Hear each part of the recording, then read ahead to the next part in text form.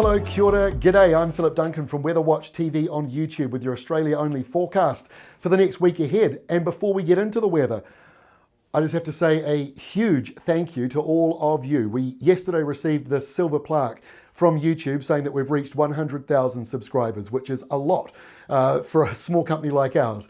And we wouldn't have got there without all of you. So thank you very much. Really appreciate all the amazing comments we've been getting lately due to this, but we finally got this in the mail yesterday. So a big honor and big thank you from me to all of you.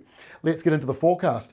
We've got a fair bit of cloud around at the moment. You can see that in the blue here. A lot of that is either high cloud or some low cloud, mostly high cloud around here.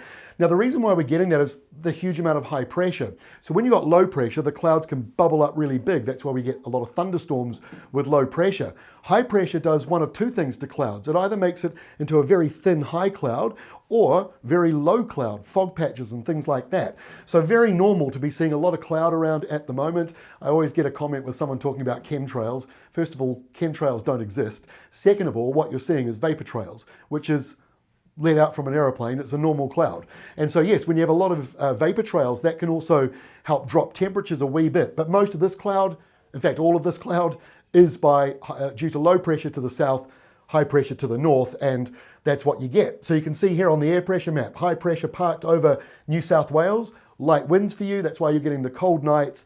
Might even get some morning fog, morning cloud as a result of that high pressure. The clouds thicken up the further you go away from the high, down towards these low pressure systems, and that's what's churning around from Western Australia to South Australia, bringing in some showers, but not necessarily a huge amount. We've still got that low out here in the Coral Sea, getting closer to the Tasman Sea. It's not a very big low, and by the looks of it, it's not really going to affect Queensland, but it is throwing a few showers your way. So let's try and make sense of it all. Here is Friday afternoon. So we've got high pressure smack bang over the top of Sydney and Canberra, and that is drifting in towards the Tasman Sea. The low further to the north, that's driving in rain for Norfolk Island, getting some rain out of that system. Further northwards, you can see the easterlies blowing across Queensland. That drives in a few showers off the Coral Sea thanks to that low that's nearby. But look, a big part of Australia is dry as we go through Friday.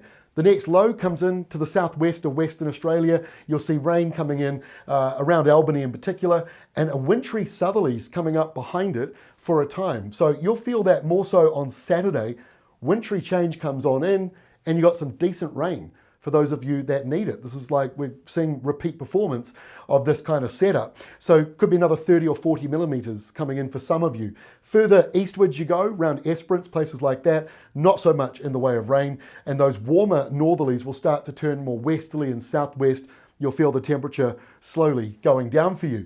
Now we're going to South Australia, warm, at least mild, with those northerlies blowing through, but it is dry, no rain at all, no rain really for most other places. Couple of coastal showers in the east, but otherwise pretty dry, and the top end also pretty dry, as you would expect at this time of the year.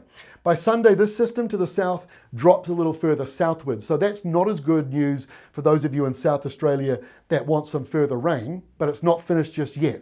But it does mean that Sunday itself doesn't look very wet, but the showers from Albany eastwards to Esperance, they expand in that coastal zone. And we're also seeing showers all the way up past Geraldton on the west coast.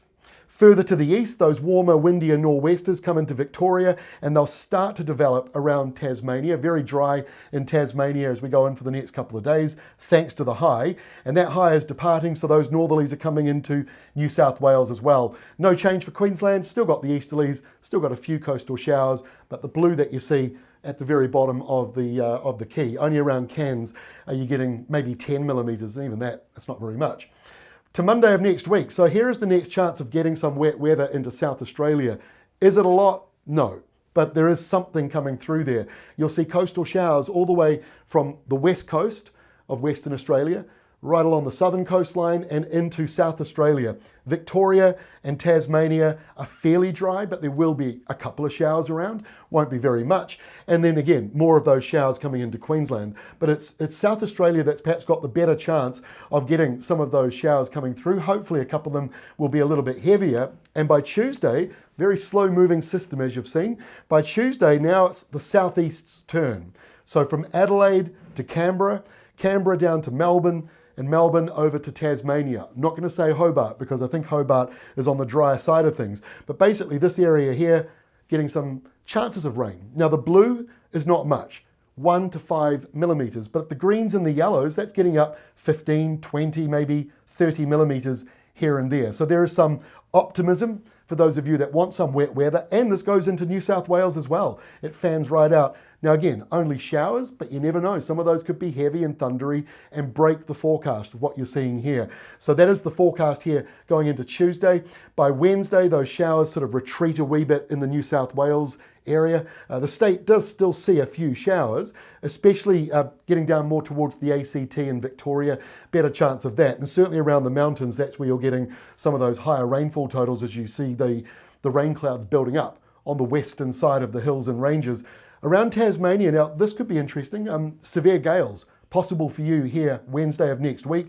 A storm to your south, high pressure coming in from Western Australia, very windy through Bass Strait, but in particular on the eastern side of Tasmania. That does include Hobart up to Lonnie. Just be aware of that. Could be pretty windy for you Wednesday of next week. Of course, when you zoom out further, the isobars always look a little bit more intense.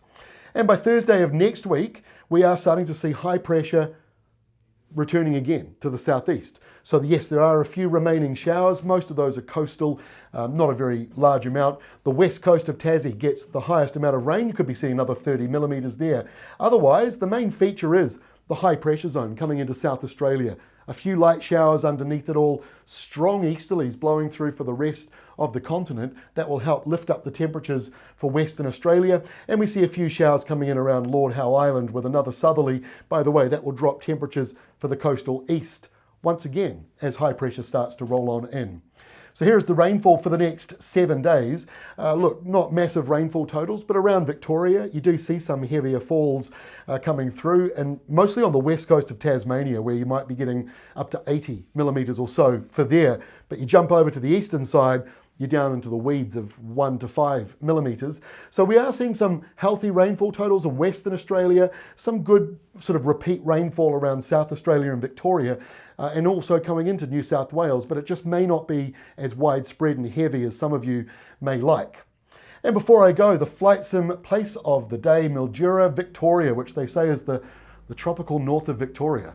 It's an interesting way of framing it. But anyway, you can see here the Murray River, 35,000 people or so living there, 51 metres above sea level. Temperatures over the next week actually aren't too bad, mostly in the late teens up to the early 20s. There is a 14 coming later next week. Overnight lows 4 to 12 degrees. And as far as showers are concerned, it is dry or mainly dry, but you just may get a couple of showers in there. Sorry about the frame rate there not working properly. The joys of recording live. That is all from me. Have yourselves a great weekend. I look forward to seeing you again on Monday.